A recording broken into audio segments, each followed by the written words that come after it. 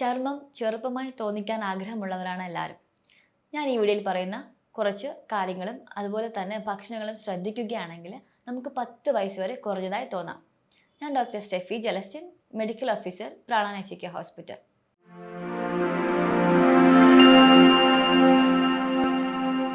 Collagen എന്നത് നമ്മുടെ ശരീരത്തിൽ ഏറ്റവും അധികമായി കാണുന്ന സ്ട്രക്ചറൽ പ്രോട്ടീനാണ്. അതായത് നമ്മുടെ ശരീരത്തിൻ്റെ ഘടന മെയിൻറ്റെയിൻ ചെയ്യാൻ വേണ്ടിയിട്ട് ഹെൽപ്ഫുൾ ആയിട്ടുള്ള ഒരു പ്രോട്ടീനാണ് കൊളാജൻ എന്ന് പറയുന്നത്. ഇത് അധികമായും കാണുന്നത് connective tissue, tendon, bones, cartilage എന്നിവിടങ്ങളിലാണ്. ഇതിൻ്റെ പ്രധാന ഫംഗ്ഷൻ എന്ന് പറയുന്നത് നമ്മുടെ സ്കിൻ ഡാമേജ് ആകുകയാണെങ്കിൽ അതിനെ റിപ്പയർ ചെയ്യാനും അതുപോലെ തന്നെ സെൽസ് തമ്മിലുള്ള സിഗ്നൽ പാസ് ചെയ്യാൻ വേണ്ടിയിട്ടും ഇതിലൂടെ ഇത് ഇമ്മ്യൂൺ സിസ്റ്റത്തിനെ ബൂസ്റ്റ് ചെയ്യുകയും ചെയ്യുന്നു. കൂടാതെ ഇത് ബോൺ സ്ട്രെങ്തനിങ്ങിനും അതുപോലെ തന്നെ നമ്മുടെ ഗട്ടിൻ്റെ ഹെൽത്തിനും വളരെ ഹെൽപ്ഫുൾ ആയിട്ടുള്ള ഒന്നാണ് ഈ കൊളാജൻ എന്ന് പറയുന്നത്. ഇത് കൂടുതലായിട്ടും പ്രൊഡ്യൂസ് ആകുന്നത് ഫൈബ്രോബ്ലാസ്റ്റ് എന്ന് പറയുന്ന ഒരു കണക്റ്റീവ് സെൽസിൽ നിന്നാണ് കൂടുതലായിട്ടും കൊളാജൻ റിലീസ് ആകുന്നത്. ഈ ഫൈബ്രോബ്ലാസ്റ്റ് ഏജ് ആകും തോറും ഇതിൻ്റെ ഫങ്ഷൻസ് കുറയുകയും അല്ലെങ്കിൽ ഇതിൻ്റെ പ്രവർത്തനം കുറഞ്ഞു വരുന്നു. ഇതിലൂടെ കൊളാജൻ്റെ പ്രൊഡക്ഷനും കുറയുന്നു, സ്കിൻ ഏജിങ്ങിലോട്ടും റിങ്കിൾസിലോട്ടും ഫൈൻ ലൈൻസിലോട്ടും നമ്മുടെ സ്കിന്നിനെ എത്തിക്കുന്നു. ഇതിൻ്റെ പ്രധാന ലക്ഷണങ്ങളെന്ന് പറയുന്നത് നമ്മുടെ മുഖത്ത് ചുളിവുണ്ടാകുക, ചെറിയ രീതിയിലുള്ള ഫൈൻ ലൈൻസ് ഉണ്ടാകുക, കൂടാതെ ഡള്ളായിട്ടും ഡ്രൈ ആയിട്ടും ഫേസ് തോന്നിക്കുക, ഹെയർ ഫോൾ ഉണ്ടാകുക, പെട്ടെന്ന് നഖം പൊട്ടിപ്പോകുന്നത് പോലെ അനുഭവപ്പെടുക, ജോയിൻറ്റ് പെയിൻസ് ഉണ്ടാകുക, ഓസ്റ്റിയോപോറോസിസ് പോലെ കണ്ടീഷൻസ് ഉണ്ടാകുക ഒരു പ്രധാന ലക്ഷണം തന്നെയാണ്. ഇതിന് പ്രധാന കാരണമെന്ന് പറയുന്നത് നമ്മൾ അമിതമായിട്ട് ആൽക്കഹോൾ ഉപയോഗിക്കുമ്പോൾ ഇത് നമ്മുടെ കൊളാജൻ പ്രൊഡക്ഷനെ പ്രിവെൻറ്റ് ചെയ്യുന്നു അല്ലെങ്കിൽ ഡീഗ്രേഡ് ചെയ്യുന്നു. ഇതുപോലെ തന്നെയാണ് സ്മോക്കിംഗ് ചെയ്യുന്നവരിലും ഉണ്ടാകുന്നത്. അമിതമായിട്ട് ഷുഗർ കണ്ടൻറ്റുള്ള ഫുഡ് കഴിക്കുമ്പോൾ ഗ്ലൈക്കേഷൻ എന്നൊരു പ്രോസസ്സ്, അതായത് നമ്മുടെ ബോഡിയിൽ ഷുഗറിൻ്റെ അളവ് കൂടുമ്പോൾ ഈ ഷുഗർ വന്ന് നമ്മുടെ കൊളാജനിലോട്ടും അതുപോലെ ഇലാസ്റ്റിൻ എന്ന് പറഞ്ഞൊരു പ്രോട്ടീനിലോട്ടും ബൈൻഡ് ആക്കുന്നു. ഇത് ഇവയുടെ പ്രൊഡക്ഷനെയും ഇവയുടെ ഫങ്ഷൻസിനെയും കുറയ്ക്കുന്നു. സോ അതുകൊണ്ട് കഴിവതും ഷുഗർ കണ്ടൻറ്റ് കൂടുതൽ അടങ്ങിയിട്ടുള്ള ഭക്ഷണങ്ങൾ ഒഴിവാക്കുക.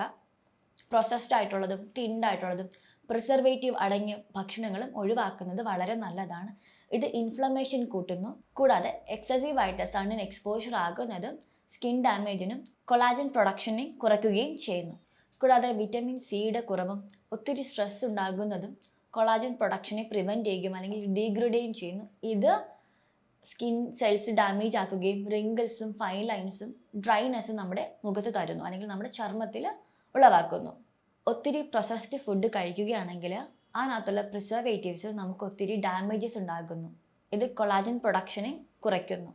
അതോടൊപ്പം തന്നെ ഒത്തിരി അമിതമായിട്ട് ഉപ്പടങ്ങിയ ഭക്ഷണം കഴിക്കുമ്പോൾ സ്കിന്നിനെ ഡീഹൈഡ്രേറ്റ് ആക്കുന്നു. ഇതിനോടൊപ്പം സ്കിന്ന് ചുരുങ്ങുകയും ചുളിവുകൾ ഉണ്ടാകുകയും ഫൈൻ ലൈൻസ് ഉണ്ടാകുകയും ചെയ്യുന്നു. നമുക്ക് ശരീരത്തിലെ കൊളാജൻ എങ്ങനെ നിലനിർത്തി കൊണ്ടുപോകാമെന്ന് നമുക്ക് നോക്കാം. ശരിയായ തോതിൽ വെള്ളം കുടിക്കുന്നത് ഡീഹൈഡ്രേഷൻ ഒഴിവാക്കുകയും നല്ല രീതിയിൽ ഹൈഡ്രേറ്റ് ചെയ്യുകയും ചെയ്യുന്നു.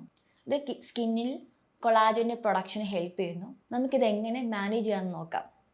അമിനോ ആസിഡിന് കൊളാജൻ പ്രൊഡക്ഷൻ ചെയ്യേണ്ട കപ്പാസിറ്റി ഉണ്ട്. സോ പ്രോട്ടീൻ റിച്ച് ഫുഡ് കഴിക്കുന്നത് വളരെ നല്ലതാണ്. എഗ്ഗും ചിക്കനും അതുപോലെ തന്നെ ഫിഷും മീറ്റും ഒക്കെ നമ്മൾ ആഡ് ചെയ്യുന്നത് കൊളാജൻ പ്രൊഡക്ഷന് വളരെ ഹെൽപ്ഫുൾ ആകും. അമിനോ ആസിഡ് മാത്രമല്ല കൊളാജൻ പ്രൊഡക്ഷന് ഹെൽപ്പ് ചെയ്യുന്നത് വിറ്റമിൻ സിയും ഒരു പ്രധാന ഘടകം തന്നെയാണ്. ദിവസവും 2-3 നെല്ലിക്കയുടെ പീസ് കഴിക്കുന്നത് വിറ്റമിൻ സി നമ്മുടെ ശരീരത്തിൽ കൊണ്ടുവരികയും കൊളാജൻ്റെ പ്രൊഡക്ഷന് ഹെൽപ്പ് ചെയ്യുകയും ചെയ്യുന്നു. ഭക്ഷണക്രമത്തിൽ അധികമായി വിറ്റമിൻ സി റിച്ച് ഫുഡ്സും അതുപോലെ തന്നെ വെജിറ്റബിൾസും ആഡ് ചെയ്യുന്നത് വളരെ നല്ലതാണ്.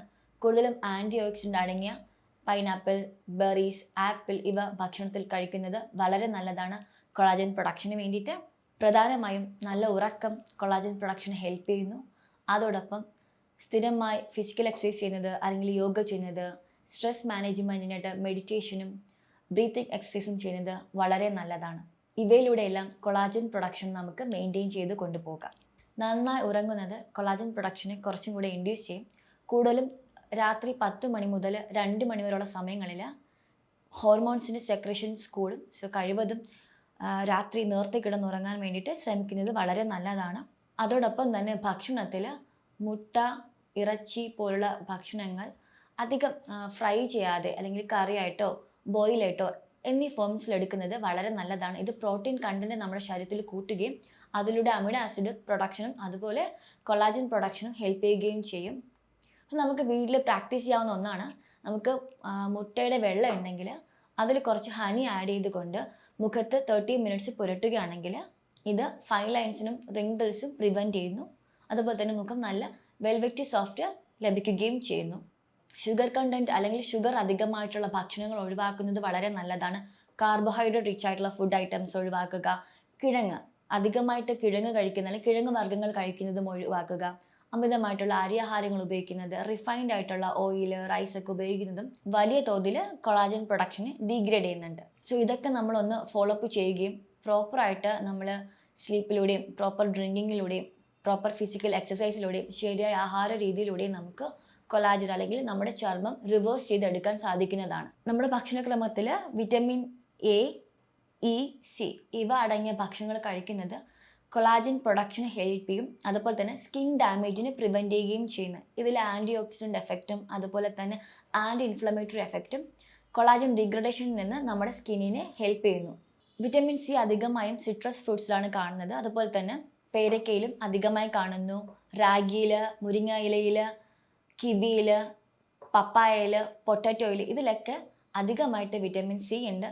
അതോടൊപ്പം തന്നെ വിറ്റമിൻ എ റിച്ച് ആയിട്ടുള്ള അതായത് കളേർഡ് ഫ്രൂട്ട്സ് അല്ലെങ്കിൽ കളേർഡ് വെജിറ്റബിൾസിലൊക്കെ വിറ്റമിൻ എ റിച്ച് ആണ്.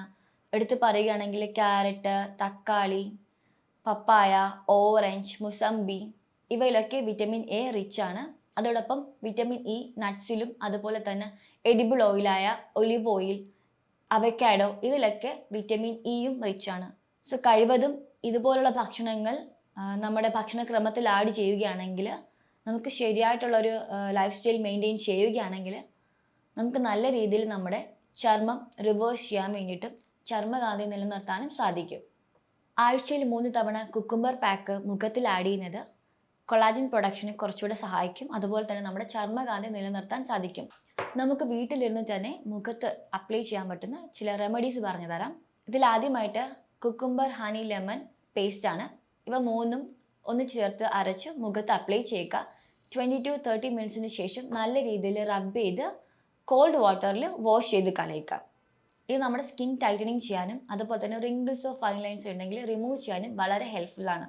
ഒപ്പം ദിവസവും മുഖത്തിൽ കോൾഡ് വാട്ടർ കൊണ്ട് വാഷ് ചെയ്യുന്നത് സ്കിൻ ടൈറ്റനിങ് ചെയ്യാൻ വളരെ ഹെൽപ്ഫുള്ളാണ്. ഇല്ലെങ്കിൽ നമുക്ക് ചെറിയ ഐസ് ക്യൂബ് എടുത്ത് ഒരു കോട്ടൺ ഡയറക്റ്റായിട്ട് വെക്കരുത്, മുഖത്ത് കോട്ടണിലാക്കിക്കൊണ്ട് ജസ്റ്റ് ഒന്ന് ചെറുതായിട്ടൊന്ന് ഫേസ് ഫുള്ള് ഒന്ന് റബ്ബ് ചെയ്തെടുക്കുന്നത് വളരെ നല്ലതാണ് സ്കിൻ ടൈറ്റനിങ് ചെയ്യാൻ വേണ്ടിയിട്ട്. മുഖത്തിലുള്ള ചുളിവുകൾ മാറാനായിട്ട് ദിവസവും രാത്രി കിടക്കുന്നതിന് മുൻപ് കോക്കനട്ട് ഓയിലോ കാസ്റ്റർ ഓയിലോ അപ്ലൈ ചെയ്യുന്നത് വളരെ നല്ലതാണ്. ചെറുതായി മസാജ് ചെയ്ത് കൊടുക്കുന്നതും വളരെ നല്ലതാണ്.